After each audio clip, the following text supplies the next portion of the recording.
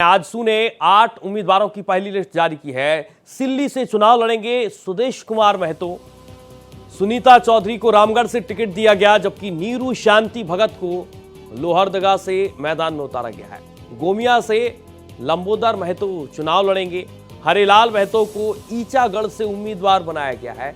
अजहर इस्लाम को पाकुड़ से टिकट दिया गया है। ये तमाम अलग अलग सीटों के मद्देनजर प्रत्याशियों के नाम का ऐलान किया गया। आजसू की पहली लिस्ट जारी हो चुकी है। सुनीता चौधरी को रामगढ़ से मैदान में उतारा गया है। नीरू शांति भगत को लोहरदगा से टिकट दिया गया है। इसके अलावा गोमिया से लंबोदर महतो को मैदान में उतारा गया है। तमाम वो नाम हैं जो आजसू ने अपनी पहली लिस्ट में ऐलान कर दिए। अजहर इस्लाम को पाकुड़ से टिकट दिया गया है। पहली लिस्ट आजसू की जारी हो गई है। झारखंड चुनाव के मद्देनजर तमाम राजनीतिक पार्टियों ने पूरी ताकत झोंक दी है और इसी कड़ी में आजसू की पहली लिस्ट, जिनमें तमाम उम्मीदवारों के नाम शामिल हैं। गोमिया से लंबोदर महतो चुनाव लड़ेंगे और सीधे चलेंगे अपने संवाददाता मधुकर आनंद का रुख करेंगे। मधुकर, आजसू भी मैदान में है, पहली लिस्ट जारी हो चुकी है, तमाम उम्मीदवारों के नाम का ऐलान कर दिया गया। जी बिल्कुल, देखिए 1-2 सीट की बात जो है हिमंता जी ने भी कही थी और वही 1-2 सीट की बात जो है वो छोड़ दिया गया है आजसू के तरफ से भी। अब मंथन होगा कि किस सीट पर आखिर क्या समीकरण है, कौन मजबूत है, क्या बीजेपी के तरफ से उनका कोई प्रत्याशी उतरेगा, ये तमाम तरह की बातें हैं।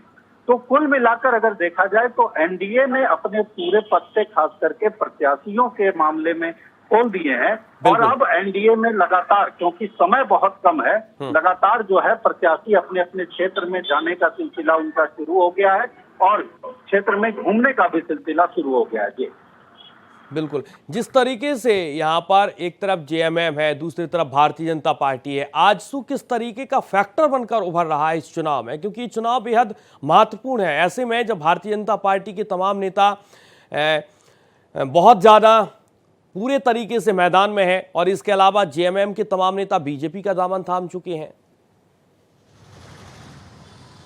देखिए सूर्या, अब सबसे पहले बहुत संक्षेप में झारखंड में राजनीतिक समीकरण और जो प्रत्याशियों के चयन के बाद या नामों की घोषणा होने के बाद जो समस्या आ रही है वो बातें जो है वो जान लेना हमारे दर्शकों को ज़रूरी है। सबसे पहले अगर एनडीए की बात करें तो एनडीए में चीज़ें अब धीरे धीरे दुरुस्त हो चुकी हैं, लेकिन जहां तक इंडिया गठबंधन का सवाल है, इंडिया गठबंधन में पेंच जो है वो उलझता ही जा रहा है। आरजेडी के नेता मनोज झा ने कल भी संवाददाता सम्मेलन किया, लेकिन उनका संवाददाता सम्मेलन अपने साथी दलों पर दबाव बनाने के अलावा और कुछ नहीं था।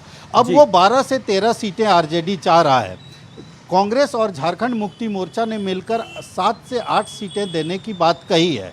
ऐसे हालात में जिस तरह की स्थितियां बन रही है और 11 बजे आरजेडी ने फिर एक बार रात में अल्टीमेटम दिया है कि या तो आप 12 से 13 सीटों पर विचार करके हमको दीजिए और अन्यथा हम 11 बजे अपने तरफ से 22 उम्मीदवारों का नाम जारी कर देंगे।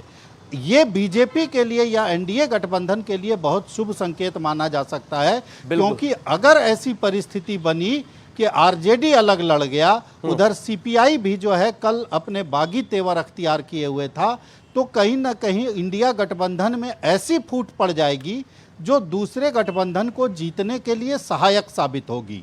अब देखिए गढ़वा सीट है, गढ़वा पर आज मुख्यमंत्री खुद जा रहे हैं, वहां नॉमिनेशन होगा। जो वर्तमान में कैबिनेट में मंत्री हैं जेएमएम के, उनका नॉमिनेशन होगा। दूसरी तरफ आरजेडी जो है गढ़वा सीट को मांग रहा है, तो आज नॉमिनेशन होगा और आरजेडी मांग रहा है। तो इससे तो यही समझ में आता है कि किसी भी तरह से बात बनने वाली नहीं दिखाई दे रही है। अब देखना है कि इस जो खराब परिस्थिति है, कि जो बिगड़ी हुई परिस्थिति है, उसको हेमंत सोरेन और कांग्रेस के बड़े नेता किस तरह से संभाल पाते हैं, क्योंकि बीते 2 से 3 दिनों में अगर देखा जाए तो आरजेडी के तेजस्वी यादव के रांची में रहते इन दोनों दलों ने अपनी बात कह दी। मान मर्दन आरजेडी का बहुत हो रहा है झारखंड में। अब इस मान मर्दन को कितना बर्दाश्त कर पाएगी आरजेडी, ये एक बहुत महत्वपूर्ण बात है। और 11 बजे जो संवाददाता सम्मेलन होगा वो भी अपने आप में महत्वपूर्ण इसलिए होगा कि सिर्फ दबाव किया जाए की राजनीति की जाएगी या फिर कुछ किया जाएगा। जी बिल्कुल, दबाव की राजनीति या तो प्रेशर पॉलिटिक्स या कुछ बहुत आगे और बढ़कर किया जाना है। तमाम बहुत महत्वपूर्ण बातें आपने कही है मधुकर, बहुत शुक्रिया आपका तमाम जानकारी के लिए।